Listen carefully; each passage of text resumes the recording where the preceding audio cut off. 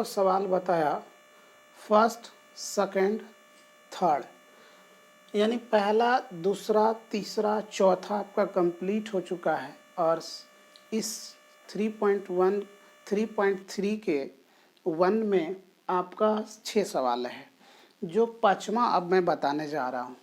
तो इसको कैसे हल करेंगे, प्रतिस्थापन विधि, हमें लगता है कि अब तक आप लोग पूरी अच्छे से समझ चुके होंगे कि प्रतिस्थापन विधि के द्वारा कैसे हल किया जा सकता है। चलिए जानते हैं। तो ये सवाल है आपका, इस सवाल को कैसे प्रतिस्थापन विधि से हल करेंगे। चलिए सबसे पहले आपको x की वैल्यू को निकाल लेना होगा। चलिए इस सवाल को फर्स्ट वाले को लिखते हैं 2x + 3y = 0। किसी एक को इस तरफ कर दीजिए, 2x = 0 - √3y। तो ये आपका यही रह जाएगा -√3y। और ये x की वैल्यू जब लिखेंगे आप तो इसके बटे में √2 आ जाएगा। यहाँ तक कोई दिक्कत, कोई परेशानी नहीं। इसको इस तरफ किया, प्लस था माइनस हो गया, -√3, और ये x = √2, इससे गुना किए। चलिए अब इसको आप मान लीजिए समीकरण 1। किसको? √3x - √8y = 0 मान लिया मैंने इसको। अब इस सवाल को यहाँ पर लिखिए यहाँ पर। अब समीकरण 1 में x का मान प्रतिस्थापित, समझिएगा आप लोग, प्रतिस्थापित करने पर, ठीक है। सवाल लिखिए, √3x - √8y = 0। अब आप खुद समझदार हैं, बेहतर सवाल का सॉल्यूशन करते हैं। तो देखिए कि यहाँ पर 3 है, मैंने 3 लिखा, गुना x का मान यहाँ पर क्या है, -√3y / √2, ये है। मैंने कुछ भी किया, x की जगह पे उसके मान को स्थापित कर दिया, बैठा दिया।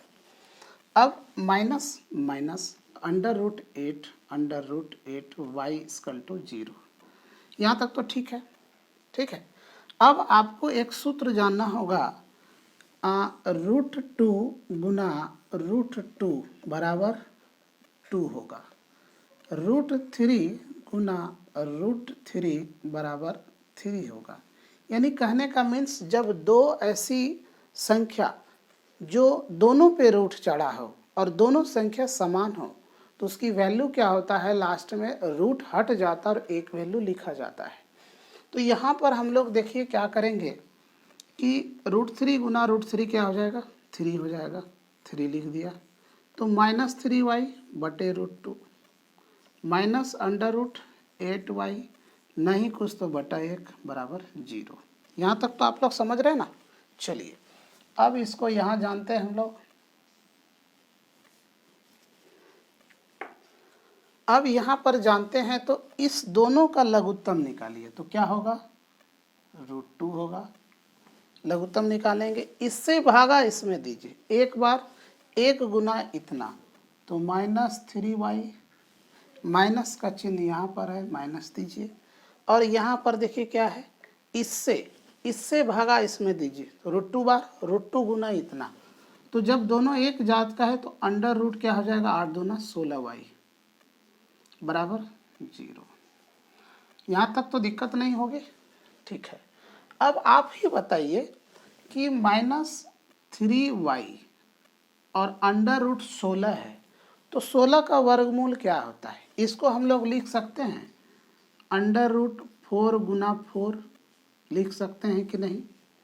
जब ये 2 बार हुआ तो 2 बार हुआ, तो 2 बार का मतलब हुआ कि अंडर रूट के अंदर 4 4 4 है, तो 1 बाहर कर लेंगे, काम सॉल्यूशन हो गया एक ही बार में, बटे √2, ठीक है।